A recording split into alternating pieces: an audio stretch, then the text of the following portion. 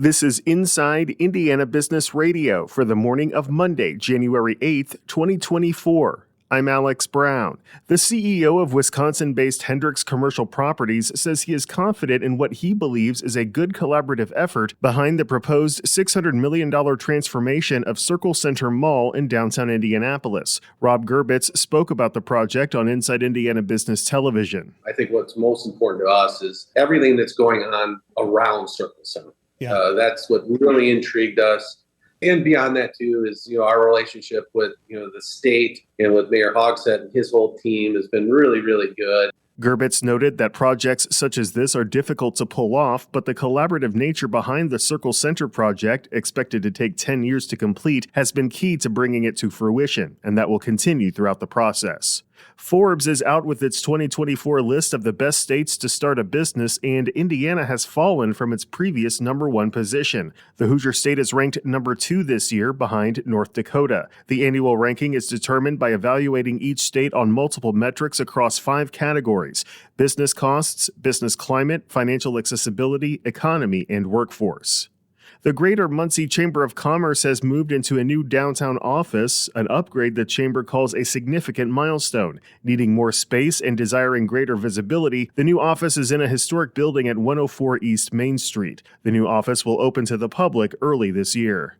From the number 1 source for Indiana business news, this is Inside Indiana Business Radio. Whether it's a new hire or a noteworthy promotion, IIB's Bigwigs and New Gigs serves as a platform to promote your team. Our revamped offering includes being featured on both the newly redesigned newsletter and at InsideIndianaBusiness.com. Subscribers to the Business News subscription save $10 off every listing, plus you can save $100 by bundling your submission to IIB with the Indianapolis Business Journal or the Indiana Lawyer. More at InsideIndianaBusiness.com. When Whitestown residents envision Mauer Commons, they see a development with a community center, recreational opportunities, and green spaces. IIB's Kate Sharon has more. Those are all elements residents say the fast-growing Boone County town lacks. But when Indianapolis-based Millhouse presented a plan in November for the initial phase of development on the site along Indianapolis Road, west of Interstate 65 and south of Exit 130, it included none of those amenities. The Mauer Commons plan details a $64 million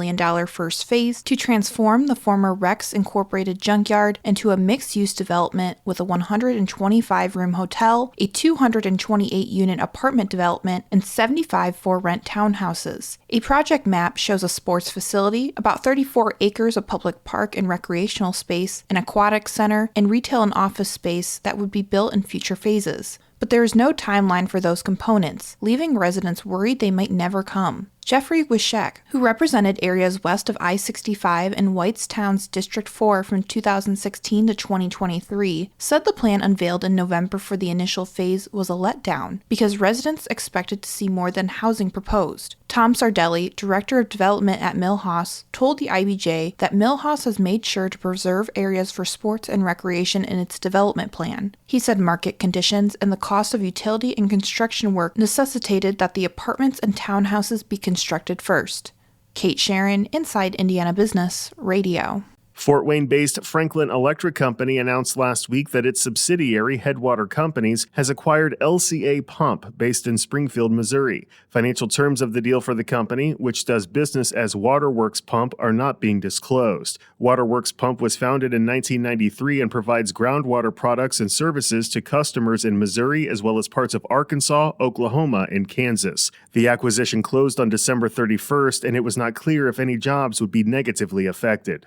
New Terre Haute Mayor Brandon Sackman is this week's guest on the Business and Beyond podcast with Gary Dick, presented by PNC, a weekly conversation with high-profile Hoosiers in business, sports and entertainment, and beyond. Available now from your favorite podcast provider. I'm Alex Brown for Inside Indiana Business Radio on Demand.